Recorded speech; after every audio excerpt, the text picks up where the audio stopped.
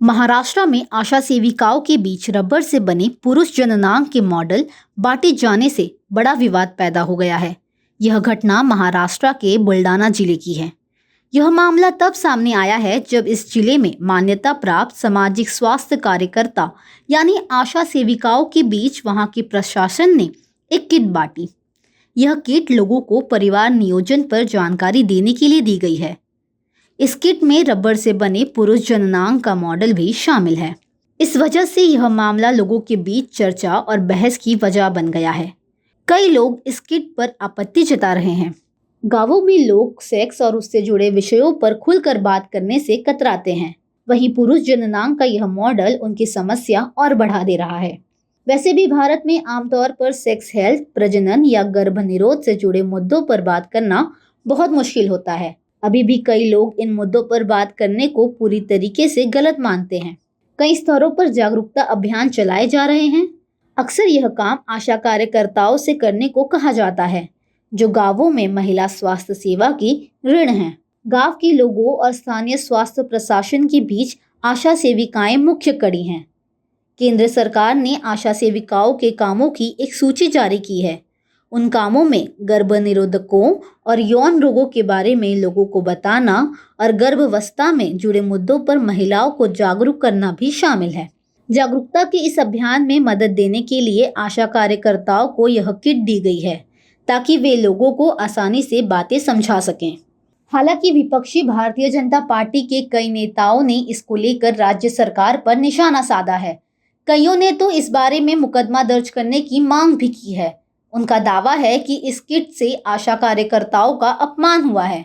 बुलढाना जिले के विधायक आकाश ने सरकार से मांग की है कि वो इन किटों को वापस ले और वहां की महिलाओं से माफी मांगे। उन्होंने धमकी दी है कि यदि ऐसा नहीं हुआ तो भाजपा पूरे राज्य में आंदोलन करेगी। वहीं भाजपा की नेता चित्रा वाघ ने भी सरकार की आलोचना करते हुए कहा कि यह सरकार यौन आसक्ति को बढ़ावा दे रही है।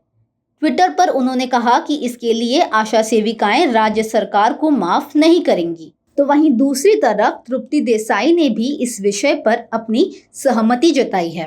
तृप्ति देसाई, जो कि एक समाज सेविका है, उन्होंने कहा कि इतनी छोटी सोच न रखें। तो चलिए अब देखते हैं आशा सेविकाओं का इस पर क्या कहना है। मला तर वाटतं की महिला सक्षमीकरण हे 100% झालंच पाहिजे। आजकालच्या महिला ना घरी सुरक्षित आहेत, ना बाहेर आहेत, ना समाजात आहेत कुठल्याच ठिकाणी।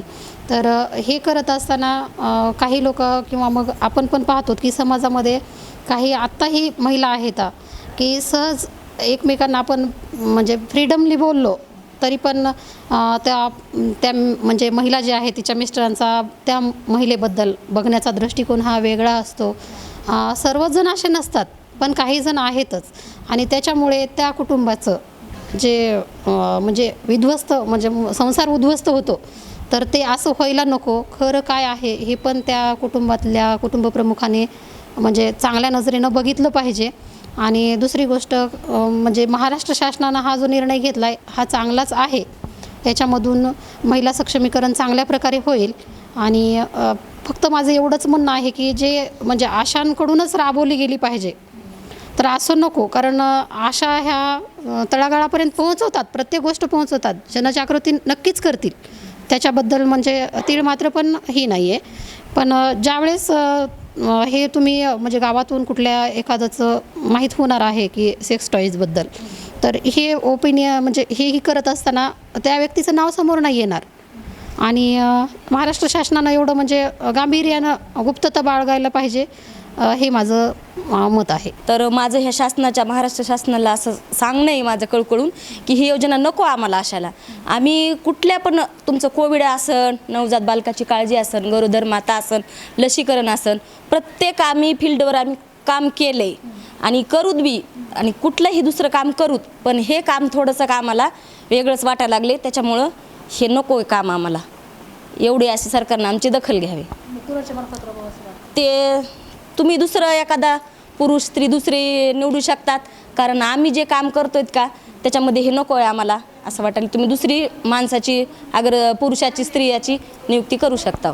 महिलावर जे अत्याचार होतात त्याच्यामुळे महिला सक्षमीकरण झालं पाहिजे, पण असं म्हणजे आशाकडूनच शासनाने करावं असं काही नाही। त्याला तर ही सेक्स ओपिनियन जी आहे ती दुसरीकडून पण शासन करू शकतं, पण असं लोक कसं आहे, एकली महिला असली की तिचा ही घेतात ना, फायदा घेतात. एकल्या महिलेला कुठं बाहेर पडता येत नाही, पुन्हा त्यांचं नाव पण ओपन केलं तर बदनाम पण होऊ शकते. काय लेकर शिकवायची असली पण ती पण शिकू शकत नाहीत. ही माझं म्हणजे ह्याच्यावर झालं पाहिजे, पण शासनाने दुसरीकडून विचार करून दुसऱ्या मार्फत केलं पाहिजे. ह्याच्यावर माझं एवढंच म्हणणं आहे. हो, होणं जरुरीच आहे, जरुरीच आहे. म्हणजे महिला ही कुठंच सुरक्षित नाही, घरात पण सुरक्षित नाही, नाते कुणीच कुणा म्हणजे विश्वास असा महिलावर असा अंधार डोळे झाकून कुणाचा समोरचा करताच येत नाही महिलांना विश्वास. एवढंच माझं म्हणणं आहे. माझं म्हणणं असं आहे की हे कुठंतरी यायलाच पाहिजे. ग्रामीण भागात काय, शहरी भागात काय, हे स्त्रियावर जे अन्याय होईलेत का ते खूप मोठ्या प्रमाणात होईलेत. कारण त्याच्यातलं एक मीच जित्ता जागतं कारण आहे. कारण किती पण काही पण केलं का, ज्यावेळेस ज्याच्यावर टाईम येते का त्यालाच माहिती असतं की कसं जगायचं आहे. कारण सगळ्याला पाठिंबा असताना त्याच्यामुळे त्यांना वाटतं की नको आपल्याला त्याच्यात पडायचं नाही. पण ज्याच्यावर टाईम आली का त्याला खरंच सांगते मी तर तुम्ही कुठं पण बोलवा ह्याच्यासाठी, मी तर एकटी तयार आहे. मी बाकीच्यांचं काही सांगू शकत नाही. राबवलीच पाहिजे आणि आवश्यकच आहे. माझं समर्थन आहे त्याला. जहां एक तरफ सेविकाओं ने इसका समर्थन जताया है और कहा है कि महिला सुरक्षा के लिए सरकार का यह निर्णय योग्य है, तो वहीं दूसरी तरफ कुछ सेविकाओं का यह भी कहना है कि जब हम अकेले गांव खेड़े में जाएंगे, हमारी सुरक्षा का ध्यान कौन रखेगा? यह काम सिर्फ हमसे ही क्यों करवाया जा रहा है और इस काम के लिए किसी और की नियुक्ति क्यों नहीं हो रही है?